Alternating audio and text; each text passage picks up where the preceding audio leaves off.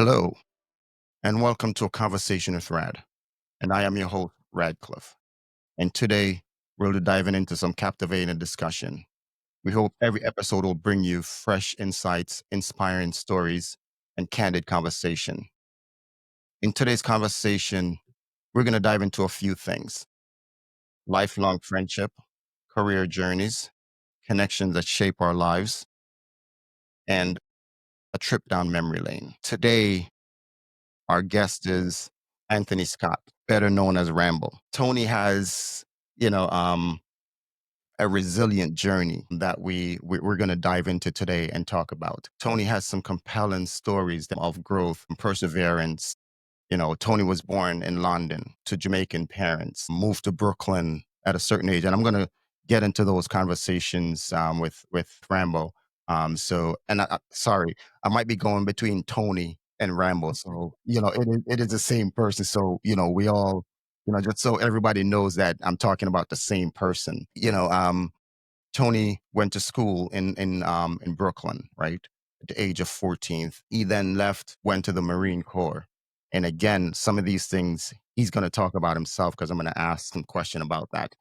And where our path crossed was at Buffalo State University, where he furthered his education. So there is a story to be told about Tony, and I'm sure he's going to share with the audience where that Rambo came from. So I'm not going to spoil it for him, and I'm going to let him talk about that. So without further ado, I'd like to introduce you to Rambo, our guest, one of the founding members of the BAR, the Black Alumni Reunion Association, that started back from the friendship in Buffalo. Um, hey, Rambo, welcome. Thank you, Brad. I appreciate it. And thank you for taking the time, to lend your voice to this podcast that we're having. There's, as I said, there's friendship, there's brotherhood, and there's so many things, compelling things that kind of brought us and the rest of the group together. There's a group of about, say, 14, 15, you know brothers that stand the test of time from Buffalo to now. So let's start with tell us where you're calling in from. Well, first off, I just want to say this before we start off. I just want to say thank you, Rad, for doing this. It's really refreshing. I'm glad that you're doing this, and I want to say sympathize to Frank. I listened to his conversation, and I could relate to a lot of things that brother said. So, with that said, I just want to give that compliment out there. Well, I'm calling in from Bed-Stuy, in Brooklyn, New York. Too bad I'm not there with you doing Shay having some cotton for us, but it's all good though, bro. So anyway, I'm calling from Bed-Stuy, As I Brooklyn, New York. as I said to everyone, the country of Brooklyn, because Brooklyn Yes. itself has its own ecosystem when it comes to characters and stuff like that. So definitely, you know, um, it's a great thing to be talking to you from Brooklyn. I mean, we're local, not in the same exact spot, but we're local, proximity of a few minutes away, or like half hour away. But yeah, Brooklyn has its own ecosystems. Thank you for coming in from there. So you know let's dive into tell the our audience, our friends, a little bit about yourself, probably you know during your journey, some expected unexpected stories that you've picked up during a journey from Buffalo, or you can go back even you know coming here, because you said you were born in London from parents of, Jamaican descent background, and came to the country of Brooklyn, which I'm going to reference for a while. So yeah, let's do that. Let's kind of dive into that just a little bit. Just tell the audience just a little bit about yourself, a little, few fun facts about yourself. Okay. Yeah. Well, I came here. As a matter of fact, I'm wearing my shirt right now. I picked up in Hawaii. It's honorable because it's a Pan Am. You Huh? can't see it. You have to pan down the thing a little bit. You want to see the shirt. Pan Am. There we go. There we go. Anyway, it's honorable to, you know what? I was looking for this shirt for the longest and I finally found it. It was under some blankets. Anyway, long story short, I came to America, well, to New York City with my father. And in 1977, when I was 14, but 3 months before the blackout of 1977. I thought the world was ending. That big blackout of 1977. I was like, wow, we're in New York. I'm a 14-year-old. And it's like, whoa, it was like the end of the world going on up in here. But that was an episode of my life. So I went to Lefferts Junior High School. And from there, I stayed there for about a semester. Then went to Rasmus High School. Let's pause there for a second because I did not know we were alum of Erasmus. Oh, okay. Yeah. So, you know, up to Erasmus. Yeah. Yeah. I went to Erasmus for a minute for like about a semester. Then we moved down to Canarsie to Glenwood Projects and ended up going to South Shore High School. And went to South Shore High School, graduated from there. Then I wasn't too sure what I wanted to do, but I ended up going to BMCC, Borough of Manhattan Community College. I didn't like it. I hated it because at that time they didn't have like a set campus. They had like buses taking you from school to classes. And it was like, I just wasn't feeling it. I just didn't really fit in there. So one day I was down by Flatbush Avenue and I saw a Marine recruiting station. And I saw this poster of this Marine, just one guy by himself. Was it Uncle Sam or was it Marine? No, it was Uncle. It was a Marine. They're trying to get you in there. It was in camouflage, had an M16, going down the river raft. And it wasn't like in America. It was like in some tropical jungle, like in the Philippines or somewhere. And it's just like, I'm just looking at this picture. I was like picturing myself being in that river raft, just going on a mission or something. And they always said the Marines are the hardest ones, to join. So I wanted to go into the toughest military organization that I wanted to, because at that time I was like about 18, 19. I wanted to gain a sense of independence. And my father was happy for me to go because he's always telling me, like, if you go with the Marines, they can help you with housing. Because that's one thing my father did, bless his heart, was always pushing me, telling me, um, to buy a house, I'm thinking like, talking about one family, two family house, but he always was pushing that on me. And so he said, well, they give you these vouchers and this and that. When you get out, you'll be able to buy a house. So he's always pushing that. But he was happy for me to go to find my independence, because that's one thing my father always taught me. Always have to, always have independent, be independent upon yourself, not depend on nobody, and do what you have to do for yourself, because ain't nobody going to do it for you but you. And he always pushed me on that level, and much respect. So that's why then I joined the Marines. I had a great time, had a great time in the Marines. But I was only doing 4 years. I wasn't trying to make this no career situation. I just needed to get some It was a in. career. It No, wasn't I wasn't. No. I had to get up out of there. I did my time. I saw what was going on. It's okay. You gave me 3 cuts in the meal. We good. You was able to let me see the world. Let me see Japan. And the only thing I had was that I didn't go on a float to go to Philippines or Korea and so forth, because that would have been another adventure. Anyway, but I had a good time though. And then after I left the Marines, my cousin was going to Buff State. Frankie. He was on the soccer team. okay. And I was on the soccer team with him at South Shore, so you know how good I was. So he spoke to Mr. Tassi about bringing me up, because when I came to the Marines, I wasn't too sure what I wanted to do. So he's the one that encouraged me to come to Buff State. He said, join the soccer team, whatever. But they had to find a way to get me in there. So they got me in there through the EOP program. That's a great program, man. Yeah, That's a of great course. program. Many of us went through that program. Right. So that's how I got there. Equal opportunity program or educate. What was it? EOP stands for again? One of those things, right? We'll make sure we look that up. But it was a program for people who couldn't afford colleges and universities, and it allows us to Right.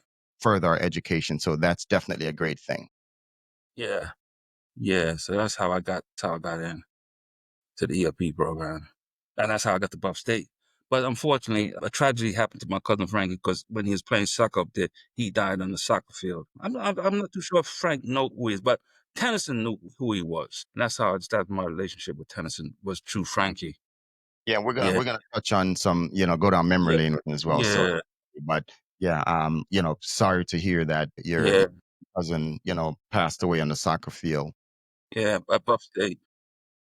But you said your cousin knew how good you were. Were you wearing number 10 on your back? We're number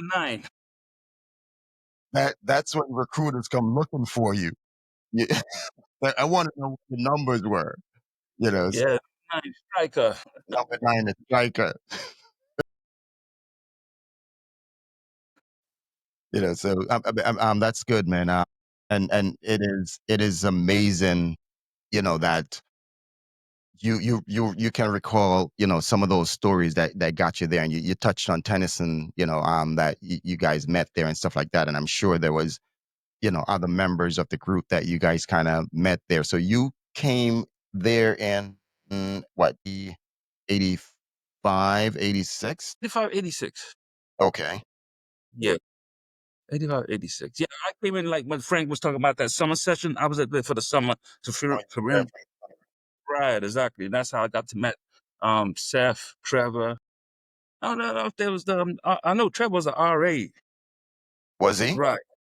Yeah, yeah, because he wasn't in the program. He was already there. Listen, so just let me throw this out. Some of these brothers might be under witness protection, so be careful how you talk about it. So I I just don't want the feds to show up at their doors. You know, so you Yeah, Claudel, Uki, yeah, Jamal, Chev. Yeah, because like I was in part of that program with them. And yeah. okay? So the summer program was definitely a great entry into college life because it does Yes, give yes, of that course. right. Of course. And I just want to re-emphasize what Frank has said, that it was a good thing to go through that because then you already knew the people once semester started. So you didn't feel like you were just alone in the waters, in the ocean, and you're like, who the hell's this person? Or you have to make friends. You already made established friendship through that summer program that we all went to. Yeah, Yeah. and And that was it kind of teaches you, not just friends, but it kind of expose you to some of the things you'll go through, as a college student, right? yes, of course. And then plus another thing I had to my advantage is I came a little bit older because I was in the Marine Corps already. So I spent time on my own already. So I know how it was to like be on my own. Nice. So You know you what I'm saying? Yeah, I definitely was had in the Marine Corps for 4 years well, before I came to New State. you definitely had an advantage over a lot of people then because you got, you know, introduced to things that other people didn't because again, a lot of us leave high school and came straight to college and EO program, but coming from the Marine Corps, you're already hardened up. And I'm assuming because like I said, people are gonna, we want to find out where the name Rambo came from. So since you touched on the Marine Corps, please enlighten us. And Okay. Okay, yeah. So what happened was that they was going on this. They said they're going to this place called Whisper Pine, and it's like out there in the wilderness, right out there in the wilderness. So once I heard out there in the wilderness and this and that, my mind just went into military, frame of my military, like wilderness. We out there like we can get there by ourselves. God forbid if anything was happening, what's gonna happen? So I said, okay, so let me get prepared for this. So I went back to my room and had some camouflage fatigues that I had from the military, and I got all dressed up in my my t-shirt camouflage, my shorts are camouflage, and I was kind of running late, and I was running for that bus. It's like, and then I believe it was Fenton was on the bus. He goes, "Oh, that's Rambo." I didn't see me running for the bus. I think Fenton was the one that gave me that name Rambo because he's the one who said like, "Damn, that's what like Rambo." And I the bus, and that's how the name stuck, Rambo. I was like, okay, I go with it. No harm, no foul. Kind of liked it. Like, yeah, yeah, I'll be Rambo. so okay, so and that name stuck, Yeah, not a bad thing. I mean, hey, you yeah, went there and fatigue and stuff like that. And again, yeah. in the early days of for us in school, just as a freshman, Mhm. we're looking to bring in fatigue and stuff like that. You are Yeah, exactly. And it's funny too. Even when I got there, I kind of started giving away and this and that. I was kind of tired of it. I was like, oh, okay. But then now it's like it all comes back into style now, doesn't it? Later on, fatigue. I mean, no, listen, even when I grew up in Glenwood Projects and I came from London and my name was Tony, they gave me that nickname. My name was Tony London back then. Tony London. So I always had nicknames. mm. Tony London, Rambo. They all know it. Oh, Tony London? I was like, yeah. That's it. Funny. I'll give people nicknames. So are you do you think you exude that where people just always want to give you nicknames? It's like as they see you, they're like, okay, that person look like a Rambo. This person is, What make them want to just throw nicknames at you like that? I guess so they can remember me. Very memorable. Yeah, exactly. You remember Rambo? All right. So, forgive me because as we touch on certain things, I may bring up certain subjects and so on, but we'll Mm. go back, and forth on certain things. Looking back like in 85 and through 80 from 85 through um your graduation, are there any early memories, you can remember that brought you and the group together, the group of friends that I'm talking about, not John Doe out there or anything like that, but this set of brothers, that we talk about so eloquently. Yeah, yeah, I would say. I mean, my father had passed away in 1985, and then when I graduated, I ain't had nobody come up there to be with me, and the only person that I remember vividly, just celebrating our graduation was with Seth, his mother, and his wife at the time, right? Which was they wasn't married then, and it was Yeah, just a memorable moment, just spending time with them. yeah, yeah. And also, I won't say John Doe. They was part of the group too, because I was living on Elmwood, and I had left the campus, and I was staying with, I don't know if you remember, Tracy and Eric. I was living with them on Elmwood Eric Avenue. Eric Everett, is it? The last name is I know light skin. Yeah, I heard he became a I trooper, think I think it's no, he came a officer. Yeah. a trooper, Okay. a state um trooper, and Tracy Lanier. yeah, I think it's I Oh, believe okay, yeah, yeah. he Well, I was lived staying with them for a bit down Elmwood. Yeah, yeah, I was with them, living with them, and then I said, I had to try and find money to pay my rent and all that stuff. And so I was talking to Fedna, and Fedna was the one that introduced me to Welly Well. I said, "What? Welly Well? What the hell is Welly Well?" He said, "You go down to this place, bro. I'll never forget that. You go down there with liquor on your breath, looking like a bum, and say you ain't got no money." I said, "What?" He said, "Yeah, that's our reparations." I said, "Reparations? Yeah, Welly Well." I was like, I don't know what the hell Welly Well was. So I went down there and applied, and I got through. Thanks to Fedna. Welly Well. I'm like, what the hell? I said, yo, Negro, get down there. I said, okay. I did what he did. I got me a 40 and went down there and go spoke to him and had my breath with all the beer. Oh, yeah, okay. We try to help you. Let's sign you up right now. Had some chicken on my clothes, stained up with some ketchup. I was like, he said, go down You like a had to bum. do what you had to do to survive, right? We were in survivor mode, right? As Guys, I'm hoping Fed is not in a certain position where he's gonna hear this and say, I didn't tell him this. my brother was doing what he had to do too. He helped me out. I guess they needed the rent money and you had to live somewhere, right? Of course. You It know, was all it was all good. It was all good, man. as your boy Dro said, get money for the rent. You need that money. Mhm. Got to do what you got to do. You know. Exactly. Exactly. Oh, that was Is that something but say, what touch upon my years at Buff State? I just want to reiterate something because it's like I seen like had some sort of diverge the same road that Frank went on because he is somewhat on the road. And that one particular poem I love is from Robert Frost, "The Road Not Taken," and I uh could relate to what he was saying.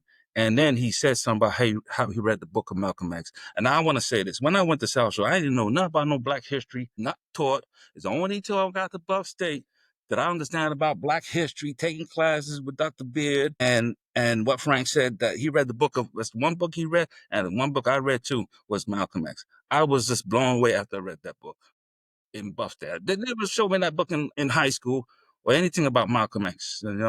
So and there was a class I taken with Dr. Beard, Caribbean Studies, and he was talking about the Maroons, Jamaica. Never heard about the Maroons. And then he started explaining who the Maroons were and this and that. I'm listening so enthralled. I was like, wow. After I finished from that class, I ran back to my room, got a paid phone call, and called my mother in London and ask her, "Do you know anything about the Maroons?" They say, "Yeah, I know about the Maroons. Your grandparents were Maroons." I say, "What?" And it made me feel so proud, to know that history. And I found that all out when I went to Buff State College in terms of Black history, Caribbean history. You know what I'm saying? Because, like I said, that stuff wasn't taught to us in high school. You know, and just Oh, want to reiterate that. no, and that's good. Good you brought that up because again, Yeah. sometimes high school is so structured. Mhm. They give you what you need to Right. get through, right? And it's unfortunate. They give you what you need to get through. Uh-huh. When you get to college, then you kind of now can think on your own. You can do things on your own. You can go in any direction you want to go. So a lot of us learn some of our history there instead of it taught by some of our parents or in high school. So I do understand. I mean, you're right. Frank did say that he read Malcolm X then. I'm wondering if Brother X, not Malcolm X, but Brother X, you know who I'm talking about. I'm not gonna Yeah. call, you know, if Trevor X one kind of pushing some of that Brother X on you guys. So and you're a good example of this question because everyone on the group was so different, had different interests and goal and stuff like that. Is there anything common that kind of brought you guys together? Any Come on. I mean, oh well, the camaraderie, the respect, looking out for each other. so Yeah. that camaraderie that you guys had Yeah.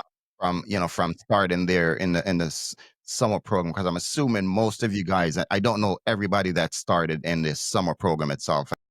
That was definitely um that was definitely you know a place to be able to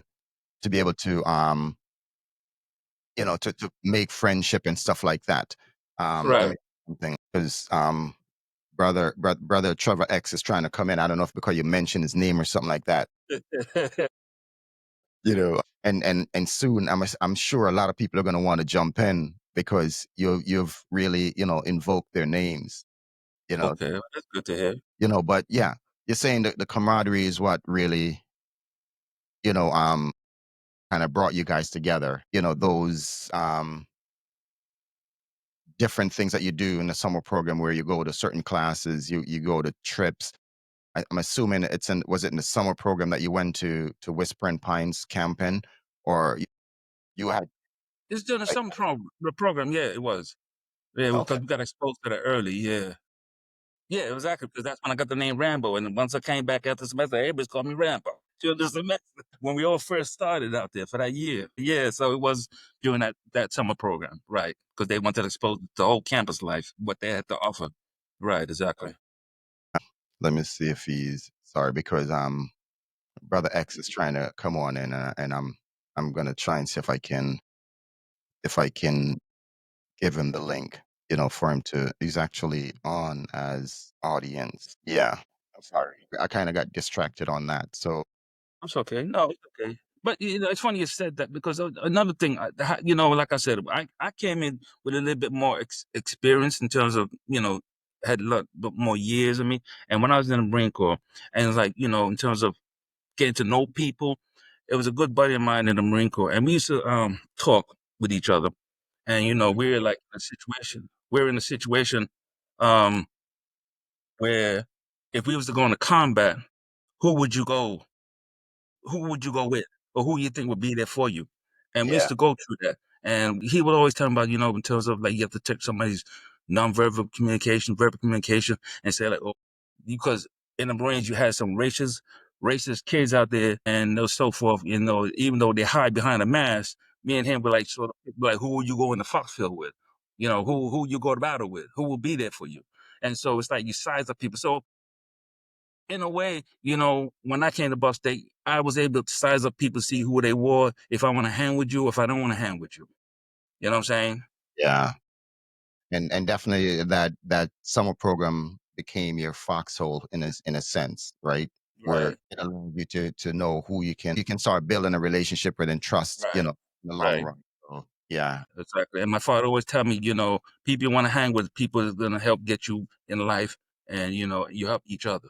Rather than people coming there with jealousy and envy and all that. That's the people you need to stay away from, because they're not gonna get you anywhere.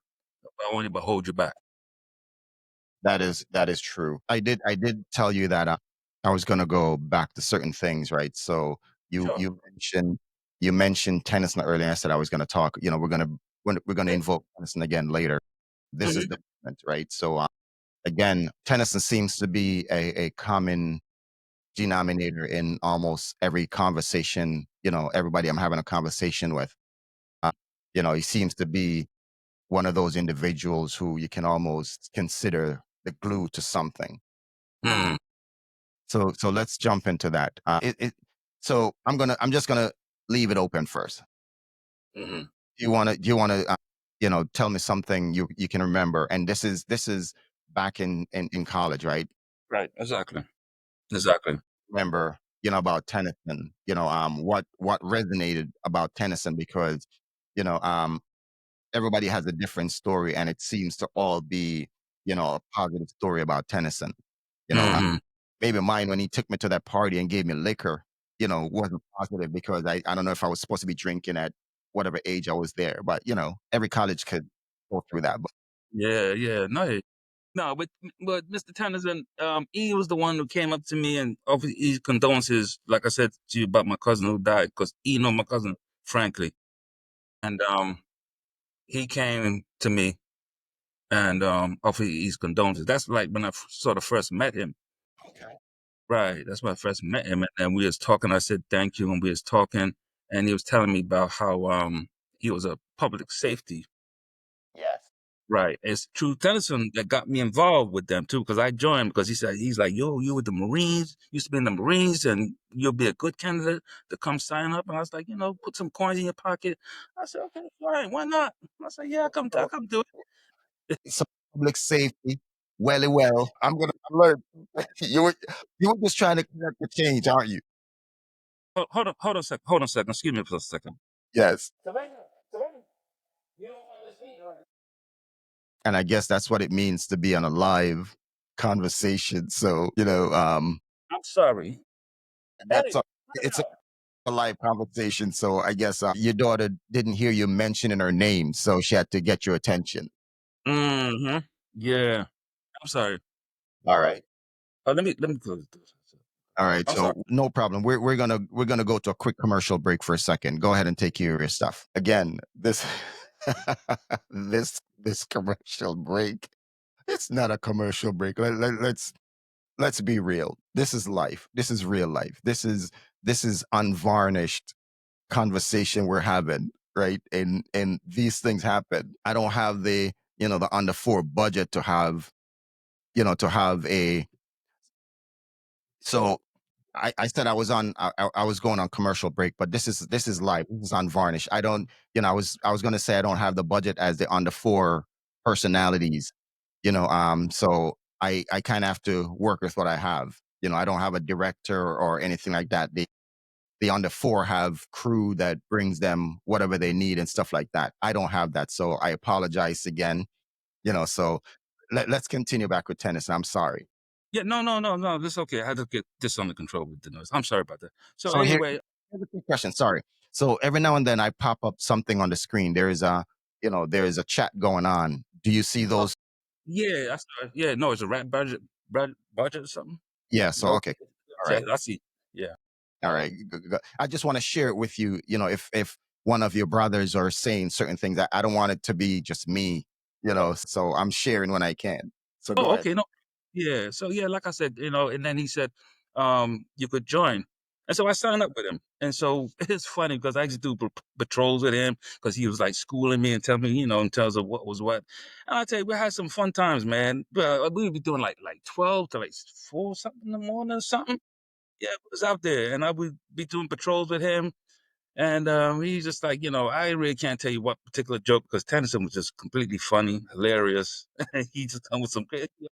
What's up with this brother? I'm like, yeah, he just with some crazy analysis of situations. I was like, okay. I said, that makes sense. And like, yeah, it does make sense, doesn't it? I was like, okay.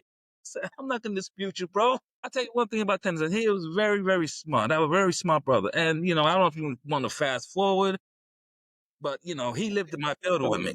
Continue. Because I used to have parties here after I bought my house here in Bed-Stuy. Had parties almost. I will not invoke Benny Hill on this podcast. I guess if you're old enough, whoever's watching this later, look up Benny Hill. The entire internet may censor that right now, so I will not invoke Benny Hill on this. All right. Yeah. Yes. Anyway, so I had these parties here after Buff State, but because I bought my house and everything. And I just wanted to show people that, if I could do it, you could do it too. And I invited a whole bunch of people here from Claudel and Trevor. As a matter of fact, I'll give a story about Trevor later. Mr. X. And but yeah, but see, he came here and he was with Lisa and they were looking for a place. And what happened was that I had a place available and they came and they checked out the 3 bedroom, they liked it and everything. So they were here for me for a good while, to help them out and until they got married and they made their own journey. But yeah, but see, the reason why I knew Tennyson, I knew the type of character he was because I do extensive background check, but I don't just say anybody in my building. Mhm. Mm-mm, mm-mm, mm-mm, mm-mm. No, sir. No, I heard horror stories about that, but I knew Tennyson, you know what I'm saying? He was of caliber, decent, and he's the one who helped me out, and I'm trying to help him out. So yeah, so we were good, you Yeah, know? that's what the brotherhood is all about. Mhm. That's kind of what you do, you know, in situations like that. You come across people with characters that Right, vouch for and characters that that help build and you help them when you can, you know, right. and they'll do the same for you as well. Mhm. Exactly. So that I mean that's good, man. Because definitely Tennyson Yeah. was a really good brother.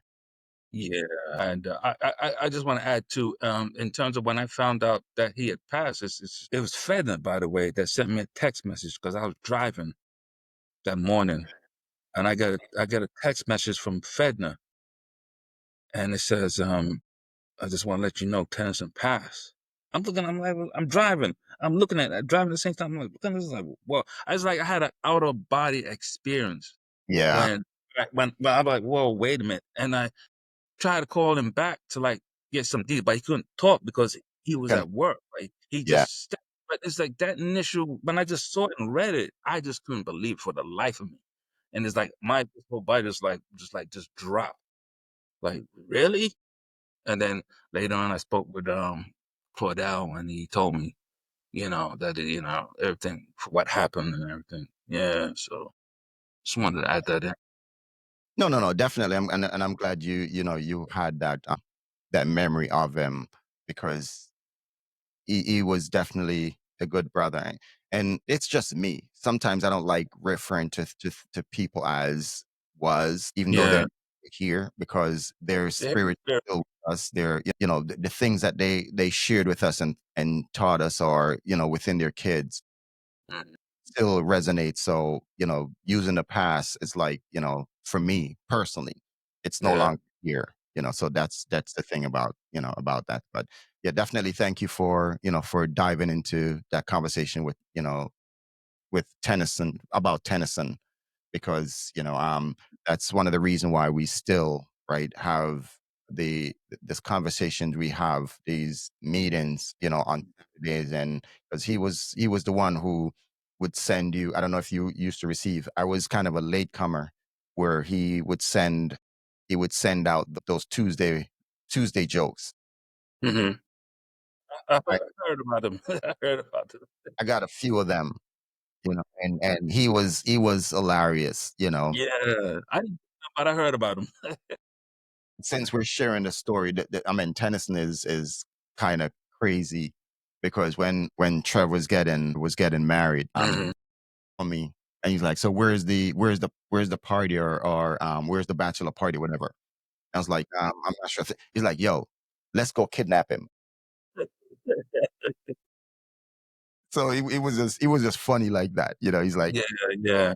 "It's all right, we'll kidnap him. We'll just go somewhere." And I'm like, "I don't think we can get room before he's wedded." Right, exactly. So that was crazy. Um, so let's just pivot a little bit, right? I kind of want to explore some of your professional journey. You did mention that you've worked in the health field, for a while and stuff like that. So let's kind of talk about that a little bit because you mentioned politics and you mentioned health. Let's start with you could have became our president. Oh no, sorry, you weren't born here. But you could have been the runner up for president if you stayed in politics, right? Or Yeah. you could have been on the the health minister. Look who Mhm. we look who we have running that part of it, right now. So you could have been in the running for it. So let's talk about why you wanted to go into politics a little bit and then pivot. Yeah, well, I went in there initially. I wasn't too sure of the major I wanted to do, so I just gravitated to politics and everything. And then I did an internship in Albany, and I was working for Senator Marty Marquez. I don't know if you heard about him. Markowitz. Yeah. Anyway, he was a clown because he's the one that sort of, and then I got disengaged with politics because when I was living in Albany, I did a whole internship up there, and it was like you got to see what this thing is all about with politics. Like Malcolm X said, it's all a bunch of politics. You go to these, like, trying to get your next meal for the night, and you go to all these lobbyist parties. You have like the bankers, real estate people, and they having hors d'oeuvres, open bars, and everything, this and that, right? And then you go to like another function where nonprofit organization, and they're just serving tea and crackers and all that. So you saw the whole sort of like, wait a minute, this whole disparity that's going on here, but they're trying to push legislation, in order to favor them and, to help get passed and benefits the people who they're serving and the constituents. And it goes from the bankers, it goes for real estate, and it goes for basic nonprofit people. And it's just like, wow, you saw the disparity. And it's like, I didn't like it because it's just like, and then dealing with Marty Marquez, I don't know if you know, he used to have this thing in Brooklyn where he wasn't a lawyer like the other politicians were. So that's how he made his money. He was like a promoter. I give to that. He had like from Earth, Wind and Fire. I don't know if he heard about. He's constantly having Wingate Park, and then have him in Coney Island. That's And him who did those concerts. yeah, he was the one to put all those concerts, had all those big name artists come out there in the whole nine yards. And he was doing that. And then he was trying, and then something he did I didn't like. He was trying to get Stephanie Mills, but he was trying to work through the mother, and he had all these, ooh, he had all these white senators up in there, and he's making up these jokes with the mother and the whole nine yards, and they're laughing and cackling. That just like, it's like, wow, this is like that crazy. that turned you off. Yeah, I mean the whole shabam, and then I wanted like to be a lobbyist when I when I left Yeah. I left to be a lobbyist, but then I thought that was kinda sleazy. It's like, "No, I don't wanna get in that." So as a matter of fact, after I graduated from Buff State, I was looking to say, join the FBI, right? To go down to Quantico and the whole 9 yards. So I applied and everything, and then I was speaking to the lady on the phone, and she's telling me something. Well, I just purchased my house, and she's telling me, "Well, if you decide you wanna join after we start talking for a while," she's like, "Well, you have to be willing to move. So they could send you to any of the 50 states." And then that's kinda threw me off. I was like, "I don't wanna, like, buy this house and then have to move and not be here to look after it." So, I put that out. So then I said, "Okay, I need a job." So I did security for a minute. So I ended up working up the Metrotech. That is the hub right now for all those buildings in downtown Brooklyn. I don't know if you've been down there, but that building was the mecca of all the buildings that followed behind it. And then what happened? I saw a notice to join the Department of Health, the TB section, and I prefer to do that, helping people, whatever. And so I signed up. I got through, passed the test. And so I kept two jobs, my security job and working for the Department of Health, because I was able to do both of them at the same time. And then eventually I ended up working in the towers. Okay. Yeah, in the Mitsubishi towers. But I left, at least that happened September 11th. I left like around July. I left. Praise God. Yeah, I left. Yeah, because I didn't really need to do that no more because I had my house and everything. So I had like other income coming in. So I left that job. and I've been with the Department of Health ever since, and I love it. I enjoy it. I'm my I'm my own boss basically, and I run my own show. And they gave me a company car too, official car. So I'm doing my thing, yo. I think I need to call you up for a job.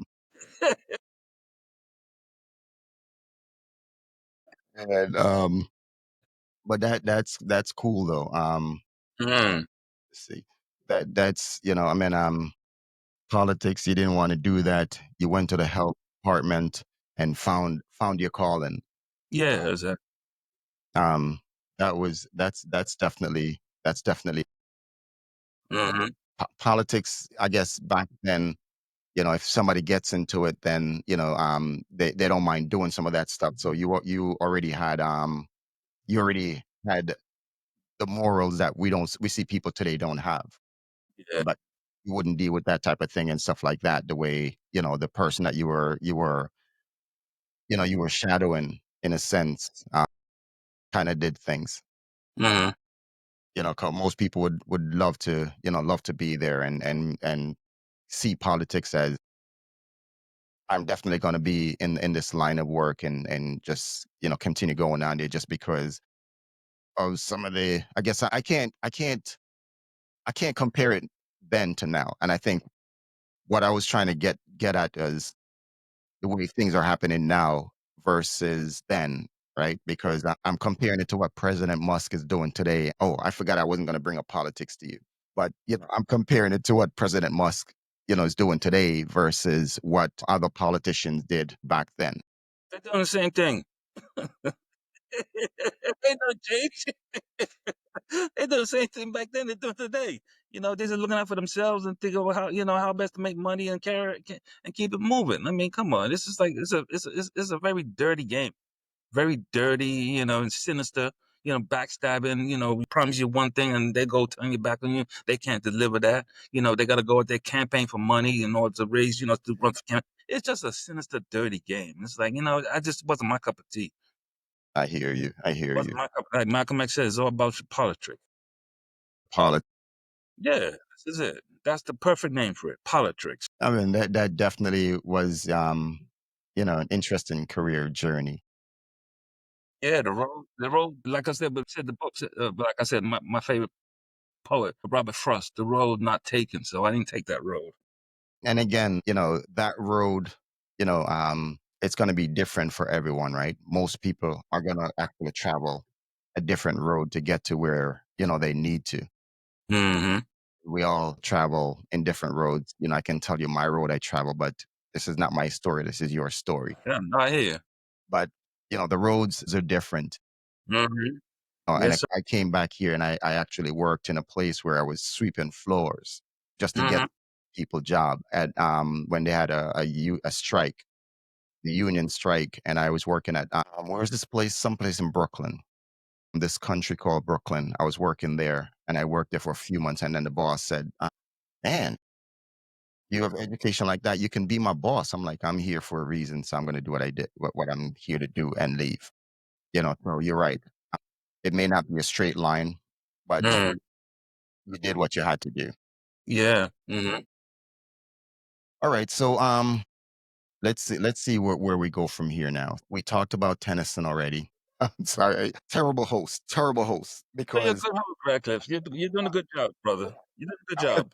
I'm going to tell you why I said I'm a terrible host, because I was about to say something and my mind started going to bird watching and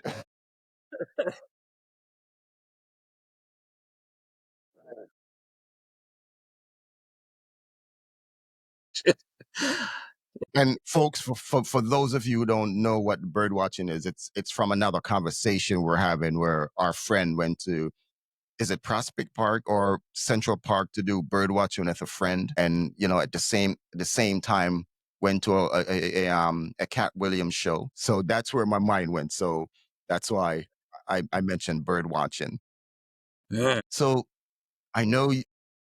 So we touch on a lot of things, and you're trying to see how to say this because I want to really you know um represent it well, right? Your kids are your hall, right? They're the reason why you are who you are today, right? Right. Do you wanna give a little bit of shout out to your kids? Because I know everything you do, you know, is all about your kids, right? And we try not to bring kids into this, and we're not gonna mention their names or anything like that, but if we're talking about you, it's hard to separate you from, what really makes you up, right? So there was the Rambo, there is the Tony London, and then there's a Rambo the father. Rambo. Mhm. So give you a minute or two to kind of if you want to make mention of them for a little bit. Oh yeah, no problem. They're a pain in my ass, but I love them. I don't know what I do without them. No, no. Yeah, those are no, I keep it real. I keep it real. Anyway, just listen. We all have a situation when, especially my older son, we be fighting and tugging and this and that, trying to get him to do what he need to start doing. Yeah. Oh my God! But he's coming around. He's coming around. He's coming around. That's kids, though, right? Kids are Yeah, gonna. exactly, exactly. So, because I put it like me and my wife, we're separated and everything. So they stay the weekends with me. They stay with her the weekdays. So I let them come here, have their freedom, and just enjoy themselves, just be kids. She's more disciplinarian. I'm more like the more laid back. It's okay, but um, don't mess with me. If I tell you to do something, do it. At the same time. As a matter of fact, me and my daughter's out here for a minute. We was watching Do the Right Thing yesterday.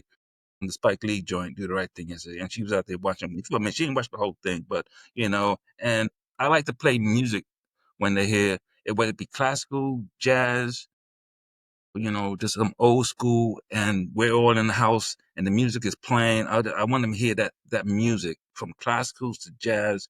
Yeah, even if it's soft rock, from Queen. I just want them to listen to music.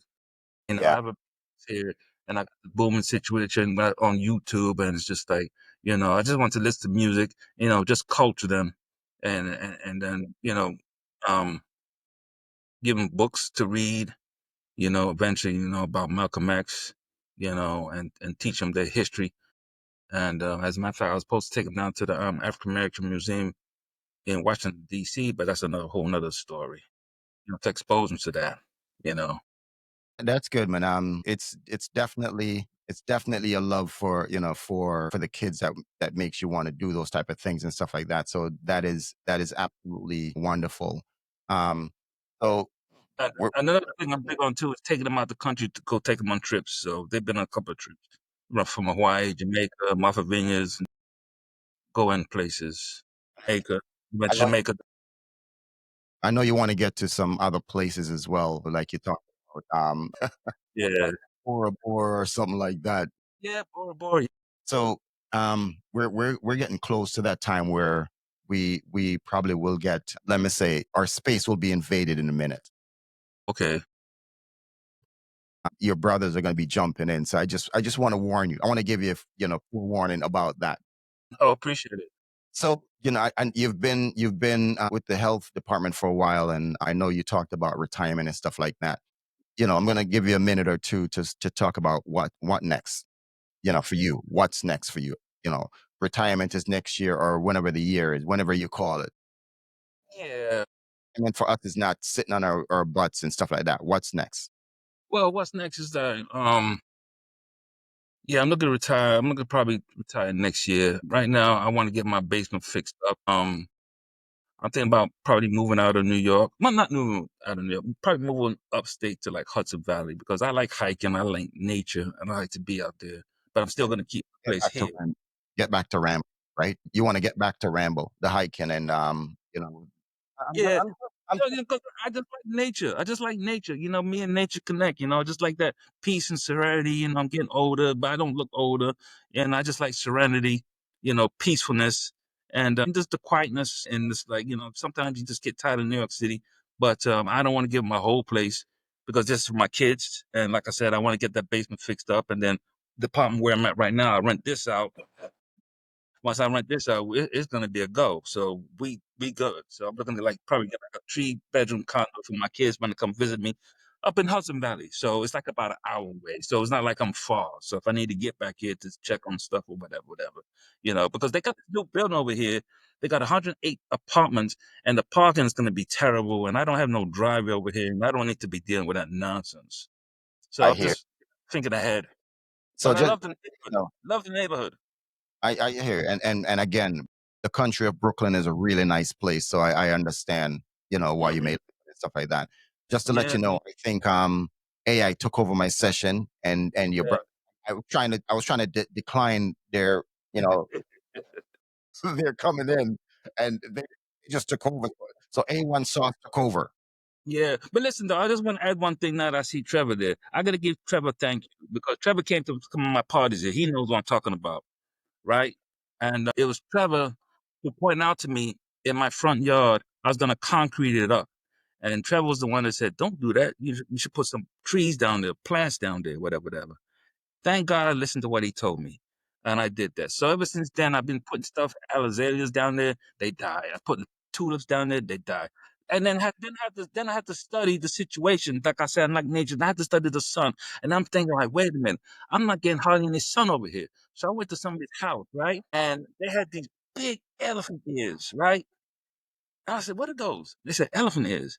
I said, really? And I started reading up on them, and then come to find out, they don't need a lot of sun, right. They at least half the sun. They don't need a lot of sun. So then I started planting them in my front yard. Now the conversational piece every year, is like I get to talk to people, and they admire them because they just grow humongous. And Oh, it's like, but I want to thank Trevor for that because I was going to put concrete and he was the one to tell me, no, put some plants down. I finally figured the plants I needed to put down there. After a couple of years studying the sun and the whole 9 yards, I realized across the street they get sun, but on my side they didn't. And elephant ears don't need a lot of we're taking a short break, but the conversation doesn't have to stop here. We invite you to join our guest for some casual chat and banter. Share your thoughts, ask questions, or just enjoy the moment. Let's make this a lively and engaging exchange. See you in a few. sun. So thank you, Trevor. So can we give it up for HGTV Trev? Yeah, welcome, Trev, and on the four, podcast. Thanks, Mother Chef, for joining. Yes, So, yes. Trev, just a quick thing. Were you able to send the link to? Because I don't know if Yes, Pedro wanted to jump in, I and sent, Frank, I didn't send I it to. sent it an email. Okay, I sent it like to the bar email group. okay, cool. Yeah, Oh, okay. yep. Tony, you don't have to worry about that email. You're the honorable guest right now. Thank you. Listen, I can drop everybody else except I can't drop you. Yes, Right? sir. Yes, sir. Worry about the link. So Can I say something? please go ahead. Listen, I'm changing I'm no longer calling you Rambo. No longer. Because now to me, you will forever be Tony London. Because when I hear that name, I'm thinking of an R&B singer. That's my man Tony London. You know what?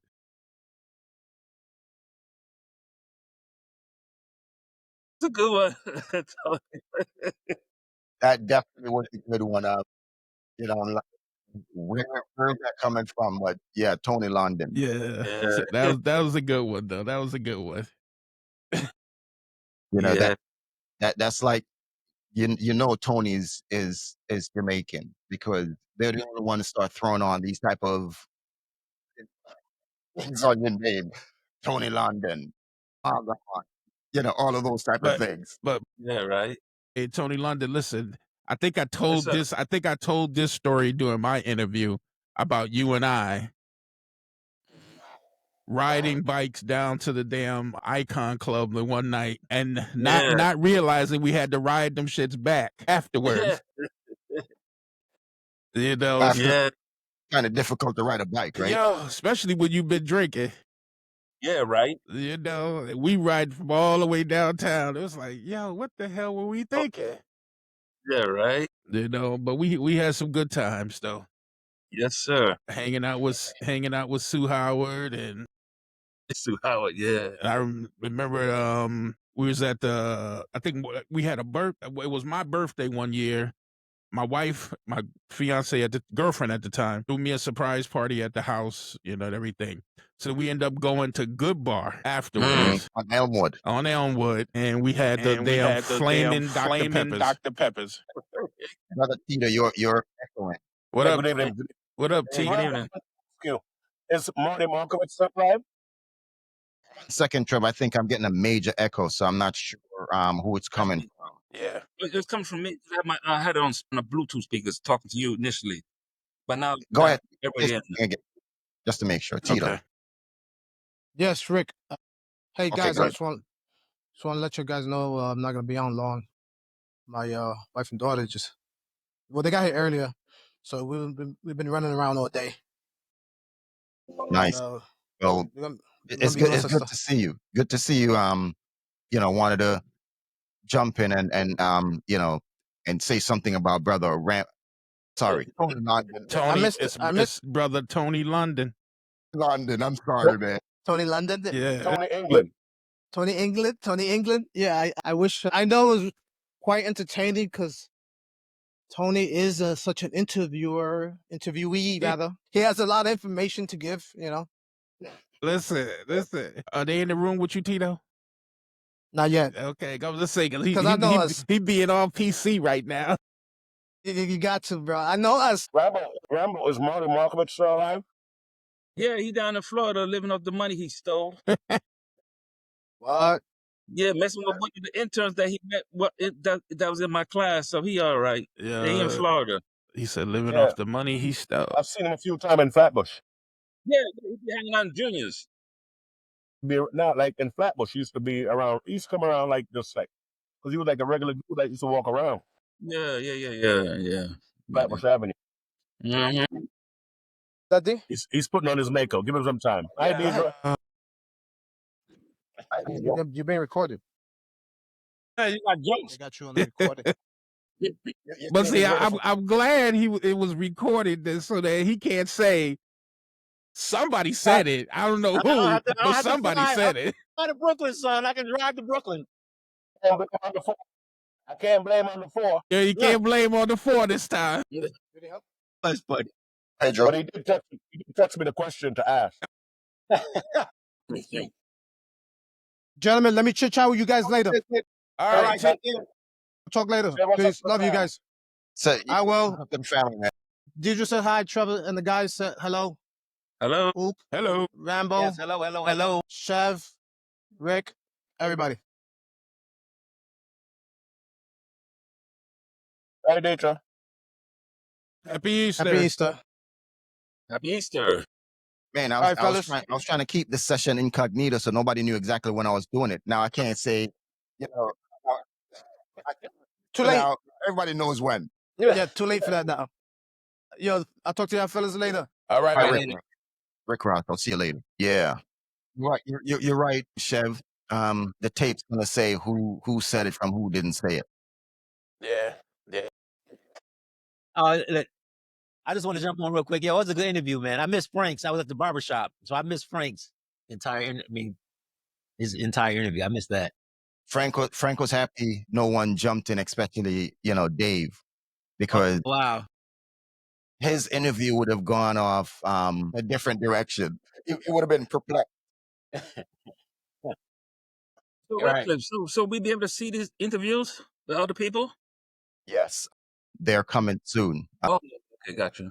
I will make sure, everyone gets a viewing session, so they can see it. And so a bird watching station near you, Tony London. Yeah, that's to me that's the greatest nickname now, Tony London. We need to make a shirt for his ass with that. I think Rambo- you start a clothing line with that, Tony. Huh? You need a clothing line, Tony No, London. no, they got a Tony London out there. Don't this chef, the singer, Tony London? Nope. Ain't no Tony London yet. No, that's a different it was dude. Tony Rich. October London, I think it is, or something October like London. that. October. Let's put it right now on this that everybody will see. He's gonna trademark that name. So make sure you say Tony London. That is you, no one else. Oh, okay. Hey, Tony Gotcha. London, how many pairs of Clarks you got? Yeah, I knew you had at least one. Wallabies. So, question, and I think I asked Frank on a different conversation. Were you at the infamous address on Forest as well? Did you ever walk through the Forest apartment or house? I think so. I wasn't really out there like that though, because I was checking out the other ladies of Buffalo, so I didn't make it. Wait. He was Jesus. checking out who? He said it. He's the interviewee. All right. I'm like, check. He was Okay. checking out. It was bird watching. Yeah, He was so- bird watching. He was bird watching for real. Why is this camera so fuzzy? Why is Rambo's camera so fuzzy? I don't know, yeah, I right? don't know. I'm trying to work it up. Earlier, but I think I'm seeing it much clearer now. So it might be you guys coming on because this camera is it's a 1020. Nah, he fuzzy. It's got No. Rambo. It'll 480. clear up when You it got when it 480p. Yeah, when it uploads it will get better.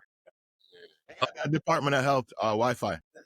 Tony, I need. Is that the well Wi-Fi? No, sir. I got the upgrade one, man. It's an Optimum. What they give me? One something? Listen, Optimum is not paying for it. I look fuzzy and dirty. No, Tony look dirty. You look kind of fuzzy too, Trev. Nah, son, I'm mad clear. I'm just I was about to say just dark. Is that figuratively or literally? both. It could go both ways is what I'm saying. Trev needs some of that sun that Rambo was talking about from the other side of the street. Radcliffe. There's a few questions in the chat that weren't answered. Uki wants to know what's your favorite jazz artist or group? Well, yeah. Well, That's for you, Tony. Yeah, Tony. Tony What's London. called? who's my favorite jazz artist? Or group. Yeah. Somebody said Kenny G. I was like, nah, not Tony. Kenny G. Well, no, I say Public Enemy and Jazz. That's Jazz. jazz. me and London, what's in the cup? Yo. He's not I like drinking it. Oh, I see you said I like 50 Cent myself. his latest jazz album was off the hooks. who? Whose album? 1,000. 50 55 Cent got a jazz album. Oh my goodness. 50 In Cent the flow, right? in the club. You guys are forgetting that he said he was We going to are vote fam. rehab to check out his ear. It's got to be Kenny G. Yo. You're killing me, Tony. I like Craig Mack too. Yeah. that's a great jazz artist. You ain't That's no right. Oh, way that's near funny, man. This the is genre. Top jazz, NWA, son. Yeah. All right, let me switch the question. Cypress What's Hill. your favorite hip hop? X-Clan. What's your favorite hip hop artist or favorite group? Lord, what you gonna say now? Now you're gonna give me some. Trade. Dizzy Gillespie. Chubba Runs. Yeah, come on, London. Oh, it's funny. Tony, you the best, son. Thank you. Hey, Radcliffe, you didn't ask him about where he was at that famous night of the Hoyt Street conflict. I refuse to incriminate anyone. So are you asking the question now? He's right here in front of you. You're Yo, when is Pez and when We know he gonna say he was watching the birds. That's more important. That's why I know it's Kenny G. Party. A bird watching black man? Come on, son. Them brothers rare. We need a I'm surprised he had manga. the Hoyt Street party. That was. Surprised he had a Trump supporter. Oh, you're funny. I hear you. You're funny. The Hoyt Street party. I don't think I was there. We The were Hoyt Street watching party? birds. the riot. That's what he said, not party. Riot. Right. Hoyt I didn't Street. say no riot. I said the conflict. Conflict. That's what I heard. Remember Sue's party, Tony? That a bunch of people got snatched? All right. We know for sure that Rambo wasn't there because if Sue was being thrown downstairs, Rambo would have taken out somebody. I don't think I was there. Man, I was arrested for some other bullshit. Though. That's my arrested for something else, though. Man. You got arrested for something else. He was out in Cheektowaga that day.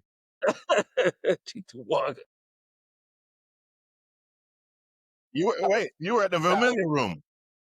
Hmm? You were at the Vermilion Room that night. Somewhere. Y'all funny. Y'all funny. Yeah, I don't think so. I remember when Sue was here and with Dave Before and we Dave went to the comedy peed club on and they in talked the about it. driveway. Yeah.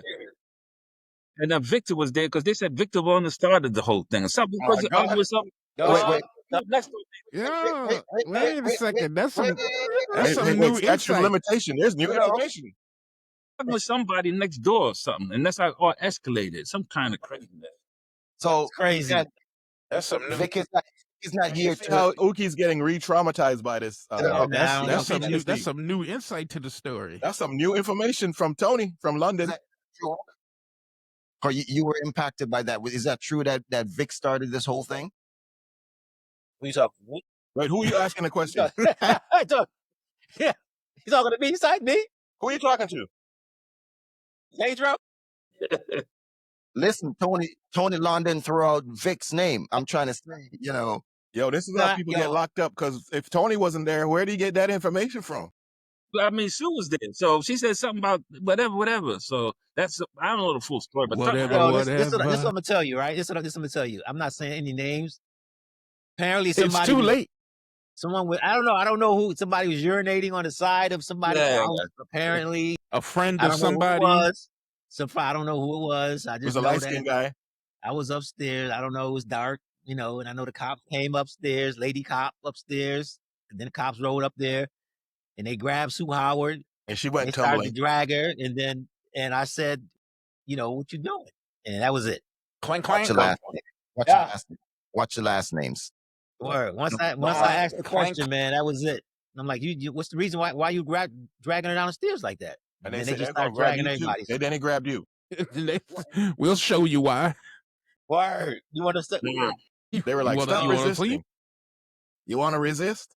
Crazy. But the crazy thing is, man, I can't wait to see Claudel's in it when you interview Claudel. Listen, is that brother in Mexico right now? Yeah. Isla de Mujeres. I know we were the island of I the love women. you know what? It was a lot of support for people that were arrested, man. People came down to the jailhouse, you know what I mean? They didn't just let us go down there. A lot of people came down there, man. It was like, I have a question. Because my mind works differently, right? You invoke him and then you said arrest after. Are you trying to tie it together? I'm just I'm just saying what I'm tying together is he came down. He was one of the people who came down there like to look as to show support. You know what I mean? He came down there like, making sure everything was all right, man. I was like, I remember seeing him, matter of fact, another brother that's not with us anymore, Kenny Triplet. You know what I mean? I remember him, he was, I think, has everybody on the call been arrested? I mean, I'm the interviewer, so I can't answer any question. I mean, illegally, because everything was thrown out. There was no charges pressed. I mean, that's how bogus it was. It was thrown out. You know what I mean? Dismissed. Yeah. I see Chev over there banging on a tambourine. No, that's not me. I'm banging on a wooden stick. Yeah, you're good. Them days are done, son. I know we all black, but we don't all look alike. That's how you thought it was 100%. Chev's like, how dare you? No, I did not say that. Hey, that's a good thing, man. You're good. We're stereotyping us. That's right.